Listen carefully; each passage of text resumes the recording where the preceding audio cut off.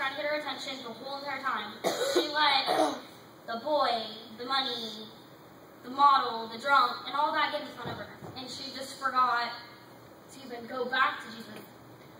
He never leaves our sides, but he won't push himself on you. And he never gives us more than we can handle. Truly, I have struggled all these after we did this play for my senior year talent show. I struggled with my faith in high school on and off, and never let people get me down.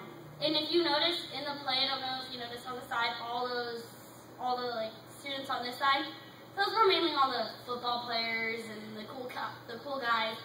Where once we started the play, all I heard was, oh, it's a stupid Christian club. Oh, they're just going to do some church thing. So, yeah, that killed me inside. I was like, I cannot do this in front of everyone right now. But we did it, and there was not a dry face in the room. Every single person was crying. Just, it was amazing. Okay. I was called all kinds of names, like stupid for believing in something so crazy, and a Bible thumper because I attended the Christian club. It was sad to say, but those were my so-called friends that I hung out with. My junior year, I actually went on homeschool to get away from it all. That's when I built my faith up, because I wasn't hanging out with everyone that would get me down.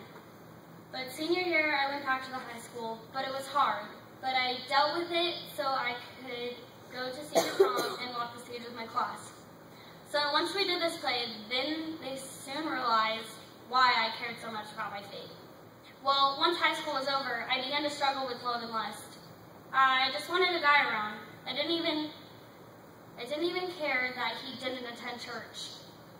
Soon after that, I stopped going to just spend more time with him and his friends. We partied whenever we could when we didn't have school. Once we broke up, I turned to drinking more, which brought me to the next guy I dated, which he only liked me because I did go out. I was a drinker, and I would spend whatever amount of little money I had just to do something. Once we broke up, I turned to drinking a lot more. Or no, I already read that, sorry.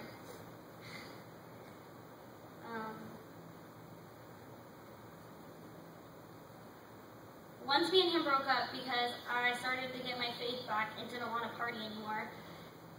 But when we broke up, that turned me to drinking again, like worse than I had ever been involved. Well, at that point, I just was so disgusted with myself that I couldn't understand why I couldn't keep a boyfriend. I just always felt not good enough and continued to get more tattoos, piercings, and dye my hair whatever color I could, just to have something new. Just hoping to catch some guy's attention. It never did anything but get me into more horrible situations because I was getting attention from guys, but all the wrong guys. So I just continued to hate myself more and more. I was broken inside, but hid behind going out and not saying anything to anyone. I was partying pretty much whenever I could, never went home, and I didn't care what my friends got me into, as long as it was fun and I could get out. I didn't want to be home a lot because I knew I was disappointing my family. Partying got me nowhere because more anger and fighting with everyone about anything I could think of at that time, it happened. I just wanted to fight everyone. I was so mad all the time.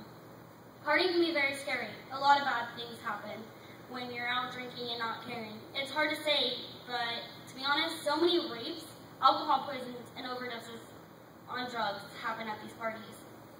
There was a young lady, 15 years old, who attended a party in Saratoga, California. The news says, authorities say the 3 boys are accused of raping her, the young lady, at an unsupervised house party in Saratoga, California in early September. She had too much to drink at that party and passed out before the attack. Santa Clara County Sheriff's detectives say she took her own life 7 days later after learning about that the schoolmates had seen at least one photograph of that attack. Her stepmother reads the messages that the family found on her Facebook after her suicide. It says, "My life is ruined. I can't do anything to fix it. I just want this to go away. The whole school knows. I have a reputation I can never get rid of. The boys can die in a hole for all I care. They knew how bad I was. I don't want to remember this. I have a reputation for a night I don't even remember." So, since she drank so much that the 3 boys took advantage of her, and they recorded it, they took pictures, was covered in it. And all of her friends saw it but her. So she woke up to the internet being plastered with her being raped. So after that, she was so horrified that that happened. She took her own life. To me, going out is not worth something like that happening to me or any of you. I thank God for every day that my partying has never ended like that. I was usually the one taking care of all the drunk people. And at one of the last parties I attended, I realized I was only getting invited for 2 reasons.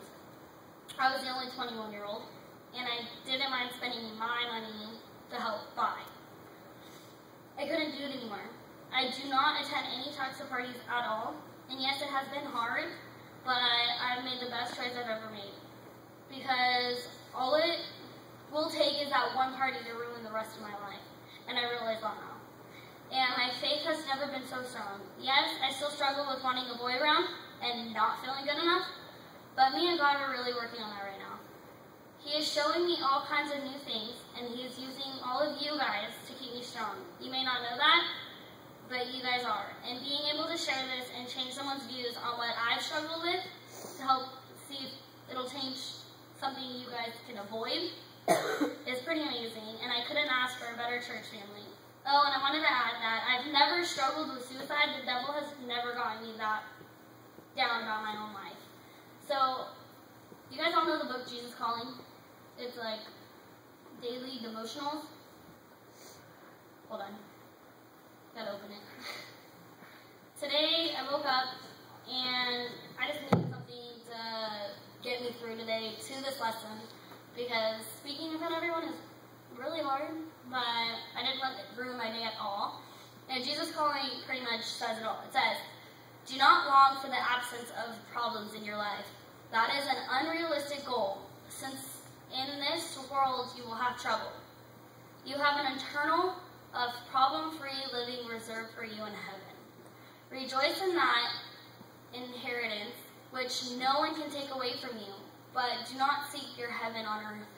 Begin each day anticipating problems, asking me to equip you for whatever difficulties you will encounter. The best equipping is my living presence, my hand that never lets go of your hands. Discuss everything with me, that in light-hearted view of trouble, seeing it as a challenge that you and I together can handle. Remember that I am on your side and I have overcome the world. So if you guys have any questions or just want to talk after, I'm in here.